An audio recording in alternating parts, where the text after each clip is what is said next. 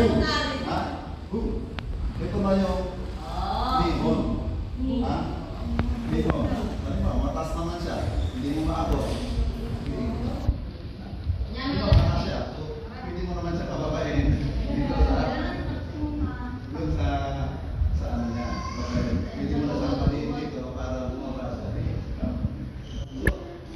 Diyan lang sinasabi natin na mag-isip ka ng paraan kung paano mo siya 1 plus 1 plus 1 plus 1. Kung di mo siya nakali doon sa susok, di mo pa siya napagsak, bulagin mo.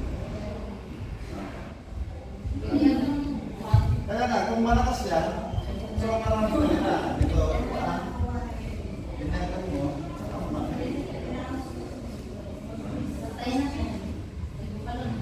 Yung manayos mo doon, huwag kayo mag-i-stay doon sa isang style lang. So maghanap kayo ng paraan kung paano nyo mag-i-apply yung ibang ito, at course. So maraming dahilan.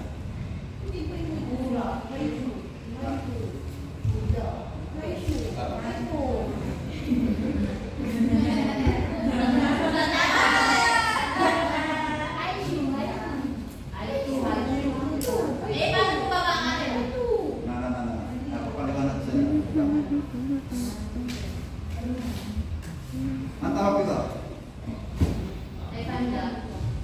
Sa Japanese? Shuto. Shuto uchi. Shuto, ang tawag ito?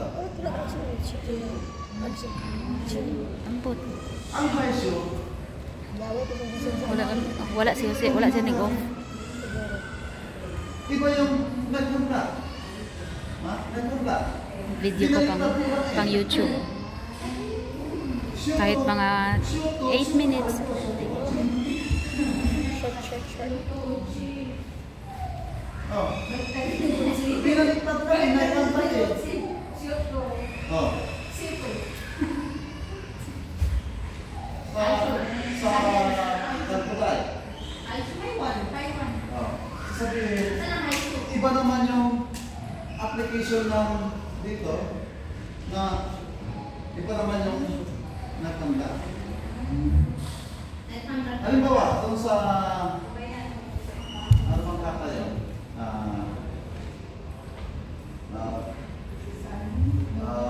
Basasyo.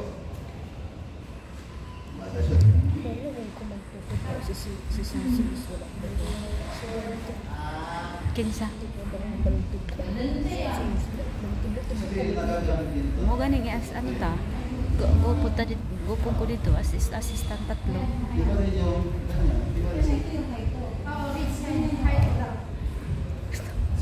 Tapos yung ito yung bit kasi mo certificate. Second dan. I have a right to teach. Lawa siguro.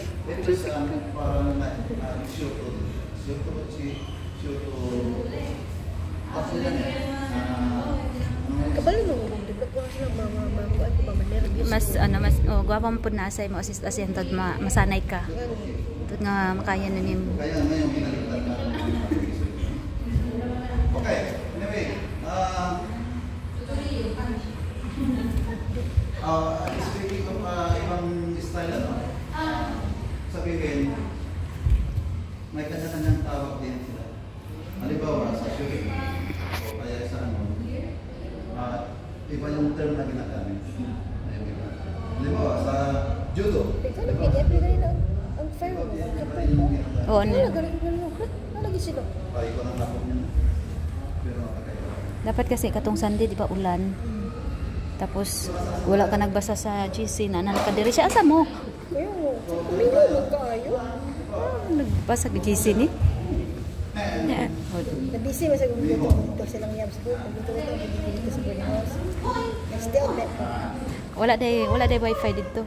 Naanya wala po si wala po doon. so, yun ano lang naman yun sa mga street fighting. Kung gusto mo na matapos yung laban nyo, wala. Sabay ka po.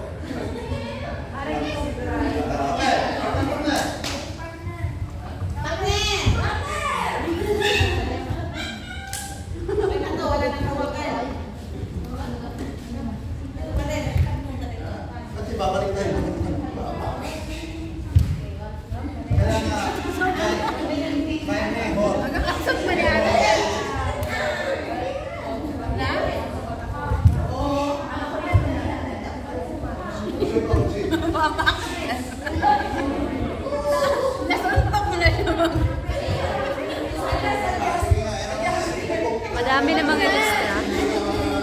Ikaw.